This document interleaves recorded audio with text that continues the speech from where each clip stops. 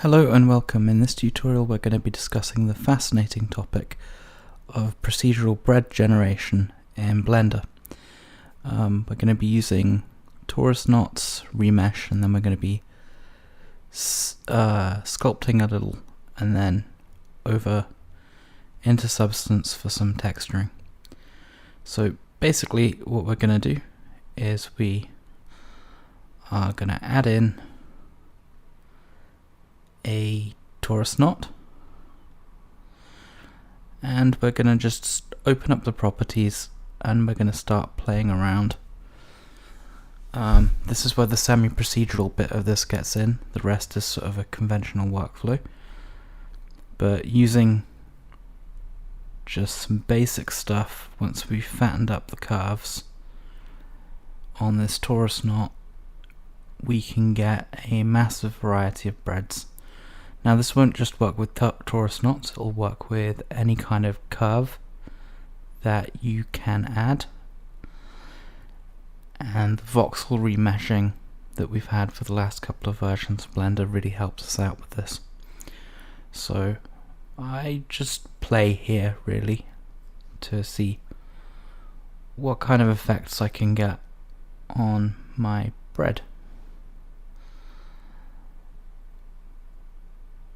This will really make any kind of bread. If you wanted to make like a croissant or something like that, then you'd add a spiral and you would mess around with some different kinds of curves.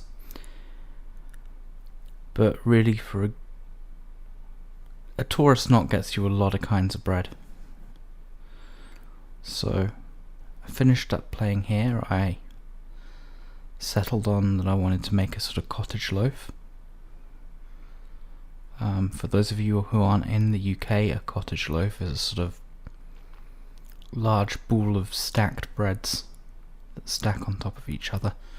So I'm just going to make the base of the stack using the semi-procedural technique, and now I'm going to convert that into a mesh, and that's going to leave us a really messy mesh.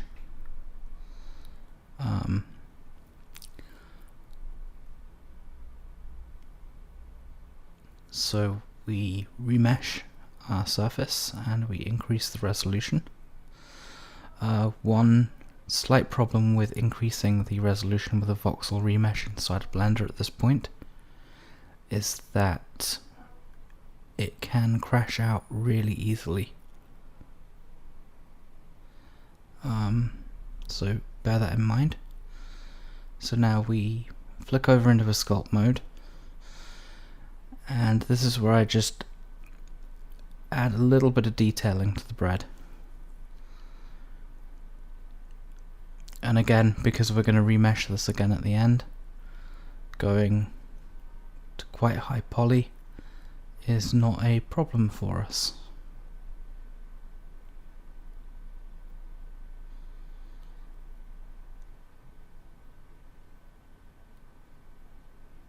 So we just keep sculpting away at our object, and this is really just a matter of playing around with the tools and seeing what kind of effects you can get. I'm pretty happy with how this has gone at this stage.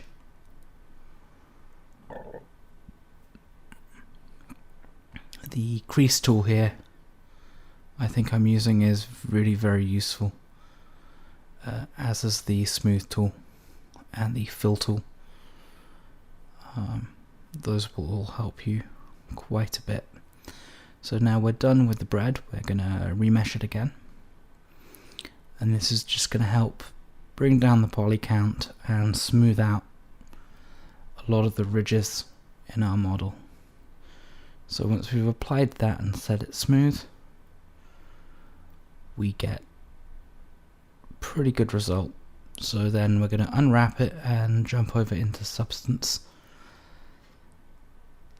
Designer after we have checked that our meshes or our UV unwrapping is looking okay, which in this case I don't really mind it being a messy UV map. If you wanted to add themes to it, you could. So here in Substance, I just do a really simple texturing job. I made a base spread texture and a crust texture in Designer previously, and now I just add them, and I'm going to be blending them together with a curvature after I have fixed up some scale problems to make things look good. So just using a mask generator on an alpha.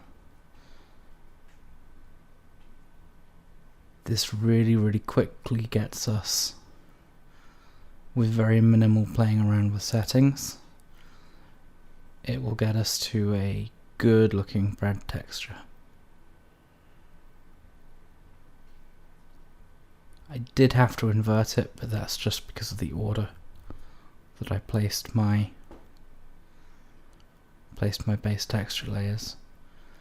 And at this point I am fairly happy, aside from that one mesh error, or that one texturing error at the bottom, but that doesn't really affect us for this, and it shouldn't affect yours. I think that was just a bug.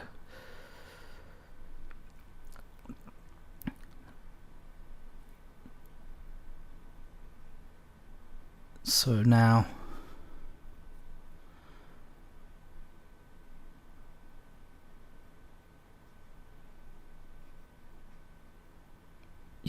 we are going to jump back over into Blender in just a couple of seconds, and we're going to quickly set up a little bit of lighting.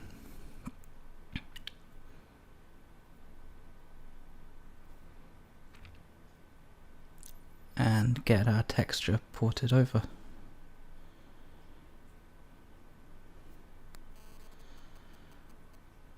Just make sure your settings are set to standard PBR, roughness metallic workload, roughness metallic workflow rather. And so we've jumped over into Eevee and added in our maps, and this is how our finished bread looks in Blender. A quick note here is sometimes when you're importing maps from Substance, especially when you're switching between your rendering engines, you should pay particular attention to the roughness value, and it's usually good to add in, as I am here, an add or a multiply, just so you get some fine control on the specularity of your image. And I flicked over into ProRender, and that's the finished bread. I hope you enjoyed, and thank you for watching.